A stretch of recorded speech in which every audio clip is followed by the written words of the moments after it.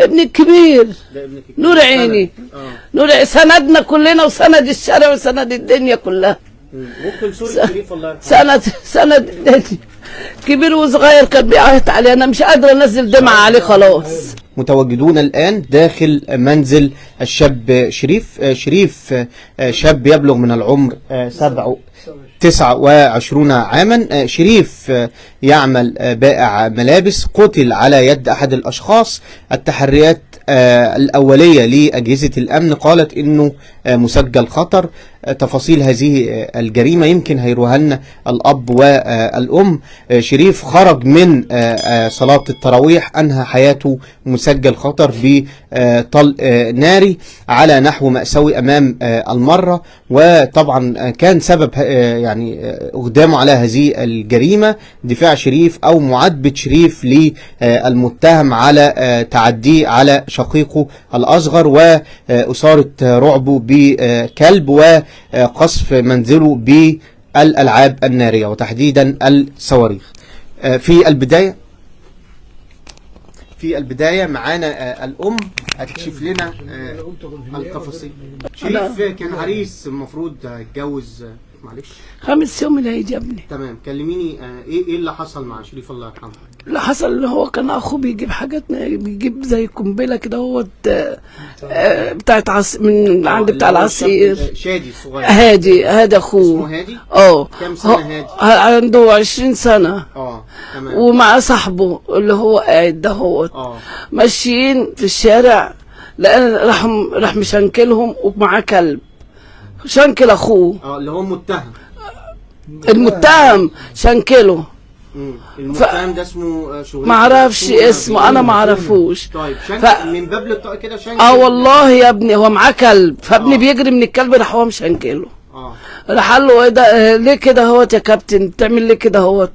راح قال له امشي يا انت غور في داهيه. راح رد واحد قال له ايه ده دوت انت ما تعرفوش ده شريف عضلات. قال له ولا شريف ولا غير شريف، انا ما بشوفش حد. راح شتمه. راح ابني راح جه مشي وجه هنا وقت المنطقه. راح ابني هادي. فجه اخوه ناس قالوا له، راح بيعاتبه بيكلمه بيقول له ليه كده يا صاحبي؟ انت ما تعرفش ان ده مش صاحبه، هم ده دي لغتهم. فبيقول له ليه كده يا صاحبي؟ انت ما تعرفش ان هو اخويا ده؟ يعني لما لو غلط تعالى قول لي. راح قال انا مش شايفك ولا شايف حد، اجري يلا انت رخ. راح شتمه. قال له طب النهارده يعني احنا في رمضان ورمضان كريم ومش شاكرين يا ابني. راح واخد بعضه وراح ماشي. جم بالليل عشان يرضوه، جاي بسجاره مؤاخذه الحشيش دهيت اللي هو المتهم. وكان هو ابني برضه خارج من صلاه الفجر. مين اللي كان جاي راضي؟ صاحبه، ناس من المكان اللي هو قاعد فيه. تمام. من مدينه الامل ديت. فجاي قال له يا شريف هو جاي هيرضيك، وقال له يا عم ما فيش حاجه وعفى الله عن ما سلف. خلاص ده احنا في رمضان وايام مفترجه وانا مش عايزين مشاكل. انا اخش اصلي الفجر. دخل يصلي الفجر، كان هو الواد ده جه راح خدهم وقعدوا معاه، خدوا وقعدوا على القهوه صاحبه ده هو. فالواد جه بعديه ماسك سجاره حشيش. فبيقول له يا ابني الناس لسه خارجه من الصلاه وانت ده شريف بيقول له الناس لسه خارجه من الصلاه واحنا مصليين واحنا صايمين. ارمي السجاره ديت وكلمني عادل راجل لراجل كده نتكلم كويس. راح قال له بقول لك انا جاي اراضيك، اتراضيت ما اتراضيتش ايه ان شاء الله ما اتراضيت. راح قال له لا اجري اتكل على الله بقى عشان العيال لو واقفه، العيال لو واقفه واقفين شايطين منك من اللي انت عملته في اخويا. اجري اتكل على الله. راح مطلع مطوه، ابني شاف المطوه في ايده، راح لوى ايده راح واخدها منه، راحوا جروا خدوه من ايده. قال له عشان لو العيال شافوك وانت معاك المطوه دي هيموتوك، اجري يا ابني. راح واخده والله يا ابني خده لحد بيته وداه عشان ما حدش من الشباب يأذوه. وخدنا وبعدين وطلعنا، طلع ابني نمنا قمنا على ضرب الالعاب الناريه دهيت والصواريخ وفرد وضرب نار. احنا قمنا مفزوعين. راح ابني قال لي ما تفتحيش الشبابيك. اللي هو شريف قلت له يا ابني هو في ايه؟ في نفس اليوم اللي هو ضايق فيه يعني من الفجر لحد الساعه 7 الصبح 7:30 جه 8 الا ربع. لابسين قناعات، انا فتحت الشباك من جوه لابسين الاقنعه. وانزل يا شريف، انزل يا شريف، لو راجل انزل يا شريف. رحنا واقفين استفزوه. قفلنا الباب بالمفتاح وقلنا له مش هتنزل. قال لا يا منزل فين؟ اصحابه او تمام. قال لي يا منزل فين؟ دول شويه عيال. انا مش نازل. يلا خش ياض انت وهو، نام واقفلوا الشبابيك. كانوا هم عملوا عملتهم ومشوا. الجيران قامت بقى وبقوا من اللي يصوت واللي يعمل من النار اللي طالعه. سكتنا. جينا قلت له روح قول للظابط اسمه مصطفى بيه. قول له مصطفى بيه اتصل بيه وقول له فهمه. قال لي يما عشان ما اذيش عيل زي دول عيال، شويه عيال مش هاذيهم، واحنا في رمضان ورمضان كريم، وهم اكيد امه زيك وزي حالتنا خلاص، ولما نفطر هنراضي العيال مع بعضهم ونراضيهم وخلاص خلصت. ماشي. اللهم صل على النبي. اتاري هو راح مكلم ايه الظابط احمد بن سرحان. مين اللي هو شريف كلمه على الواتس. كلمه على الواتس وكده هوت، وفهمه على كل حاجه. خلصت خلاص. وقلنا على بال بعد الفطار ايه نبقى يبقوا يتراضوا مع بعضيهم وما فيش اي حاجه. جينا بالليل بعد ما يدوبك ما فطرنا ابني لبس ونزل، قال انا رايح لحد المهندسين وجاي.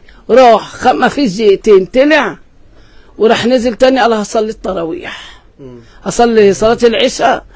كان دخل الجامع، خرج على ضرب الصواريخ والنار. حتى الناس اللي ضرب الصواريخ. كنت انا نشره ديت على الحبل، كنت نشراها، لقينا النار نازله. بعدين جريت من الشباك من بره، من الشباك اللي جوه، ببص لقيت ابني خرج من الجامع يجري، قطع الصلاه وخرج يجري، لف لهم من الناحيه التانيه، داخل عليه بيقول له يا ابني الناس هتعور الناس، هتبهدل الناس وتعور الناس، يا ابني في ايه يا ابني؟ وبيزقه. راح مديله بالخرطوش دوت ولا اسمه ايه دوت، راح والله في صدره غرز. ساعتها ولا في المستشفى؟ لا ابني مشي خطوه، انا بصه من الشباك، مشي خطوتين، بقول له يا شريف يا شريف يا شريف، راح لقيته لف كده راح وقع في الارض. مات في ساعتها الله يرحمه. اخواته نزلوا بقى، اللي كان بيستحمى نزل مؤاخذه بالهدوم الداخليه، ونزلوا على بال ما ركب التوك توك. كان مات في التوك توك. كان مات. ده ابنك الصغير؟ ابني الكبير. ده ابنك الكبير. نور عيني. نور سندنا كلنا وسند الشارع وسند الدنيا كلها. ممكن صورة شريف الله يرحمه. سند الدنيا. كبير وصغير كان بيعيط عليه، انا مش قادره انزل دمعه عليه خلاص. دول صحابه عاملينها له. ده شريف الله يرحمه. فرحه كان خميس يوم العيد، عريس العيد. حضر شقته وحضر كل حاجه، عامل شقه. لسه كاتب كتابه يا حبيبي من 20 يوم ولا 11/2 كان كاتب كتابه. عملناه له في الشارع وعاملين له فرح وليله جميله. لسه بتقول ان جنازته ولا زفاف عريس. حضرتك خش على النت وشوف. محبوب من قلب طوب الارض. شوف ناس غريبه نزلت من البيوت. ناس غريبه نزلت من البيوت بقت تزغرط وتقول يا عريس. انا ناس بتيجي تعزيني ما اعرفهاش، اللي تقول لي كان بيعمل معايا وبيعمل ويديني ويعمل ويسوي في الخير. الله يرحمه. في الخير. اديني كده الحاج ياخد منه كلمتين. كل سنة أقول لا إله إلا الله. أنا سايبين هملنا على الله وعلى القضاء، لأن ده إنسان لسه خارج من 7 سنين. الشخص اللي هو المتهم لسه وعنده سبق قبل كده بقتل وهو قاصر، يعني الموضوع ده في دمه. فيا ريت كان في أي مشاجرة بينه وبين ابني، ما كانش فيه أي مشاجرة. احنا متأكد من ده. دي يمكن جنازة شريف زي ما حضراتكم شايفين اصحابه كلهم كان زفته مش جنازته، زفته. كان زفته زي ما والدي بيقول. ناس كان كتير زفته وشباب الله كتير يرحمه. خرجوا. تحس ان هو ودعك اليوم دوت قبل ما انزل الشغل انا لبست على ان هنحمل الصور بتاعت الحاجه اللي حصلت بين 7:30 و8 الا ربع، ضرب الصواريخ دي وضرب نار بتاع اللي هو الفرد والخرطوش. حسيت ان في حاجه في الشارع، قمنا جري ببص لقيت الشخص دوت المتهم ومعاه عيلين. كنت موجود في البيت يوم انا كنت في البيت. لا يوم الحادثه كنت انا في شغلي، ساعه الحادثه ساعه العشاء كنت انا في شغلي. فانا قمت قلت له يا حبيبي، اول حاجه خفت على عيالي، خدت المفتاح عشان ما فيش عيل ينزل او حاجه يشتبك معاهم. قال لي لا يابا سيبك منهم، ده عيل صغير ومبرشم، فلما يفوق هيجي يتاسف على اللي عمله. عارف ان في ناس صحابي هناك في المنطقه هيجيبوه ويتاسف وبتاع. طب يا ابني حمل الصور دي من الكاميرات اللي في الشارع بتاعنا كله كاميرات. رحت حملت، قلت له حمل الحاجه وتعالى نطلع لمصطفى بيه، كان مصطفى بيه في العمره، قال لي نطلع لاحمد بيه سرحان ونحمل الصور. قال لي يابا عفوا الله عما سلف، احنا في رمضان وعشان خاطر امه، وانا جربت الدقيقه قبل كده. في الجنه ونعمه. اديني صديقه حضرتك شاهد عيان، انت صديق مين الاول؟ شريف اخ ليا واخواته كلهم اخواتي. انت صديق شريف ولا اخواته وشريف وكلنا واحد هنا. طيب انت شفت اللي حصل من البدايه، لو تحكي لنا سريع. المشكله ابتدت مع اخوه الصغير، كان داخل مدينه العمل هنا منطقه قصادنا الناحيه الثانيه يشتري حاجه يعني. اشتبك هو والقاتل مع بعض، كان معدي هو واحد صاحبه بسبب الكلب. المهم اشتبكوا مع بعضيهم، فجه هنا الهادي الناس اتصلت باخوه شريف، طبعا محبوب من الدنيا كلها هنا، فقالوا له اخوك بيتخانق الناحيه الثانيه، فراح حصل الاشتباك ما بينهم وما بين الواد والدنيا. كانوا يعني رعبوا هم لا يعني مش اشتباك، ما هو بيسألوا يعني حصل اشتباك مع بعض كده والدنيا واتراضت. قال له خلاص ده لو في حاجه منه يعني انت قول لي والدنيا، وده اخوك الصغير ورمضان كريم وخلص الدنيا معاه. وراح لما جيهم هنا برضو الناس جابوهم سواء عم مجدي، ففي ناس هنا من الناحيه الثانيه عارفين شريف، قالوا له خلاص احنا هنجيب لك الواد ونرضيكوا على بعض. جابوهم قاعدين مع بعض هنا، الواد داخل بسجاره حشيش وقاعد عمال عايش على الناس، فشريف بيقول له كل سنه وانت طيب يعني واحنا واحد كلنا. الواد راح رافع المطوه عليه وعايز يتخانق معاه، شريف خده عشان خاطر لو سابه طبعا المنطقه كلها تدب فيه والواد هيموت. خده وداه لحد بيته، الواد مبيت النيه اللي فيه مشكله مع شريف، وشريف مش على علم بالكلام ده. يعني كان قاصد ان هو يقتله على السوق. ما هو كان قاصد، هو داخل بالفرد وجاله لحد البيت هنا ولابس كمامه على وشه، خلاه خارج من الجامع راح مديله بالطلقه. فهو هنا في نيه القتل وفي نيه الغدر. تمام، انا بشكرك على كل هذه التفاصيل. وبرضه معلش صوره القاتل اهو. تمام. زي ما حضراتكم سمعتم معانا وشفتم التفاصيل على لسان أسرة المجني عليه وشاهد عيان، تفاصيل مأساوية روتها أسرة ضحية الغدر. شريف خرج من صلاة التراويح، كان في انتظاره مسجل خطر أنهى حياته على نحو مأساوي.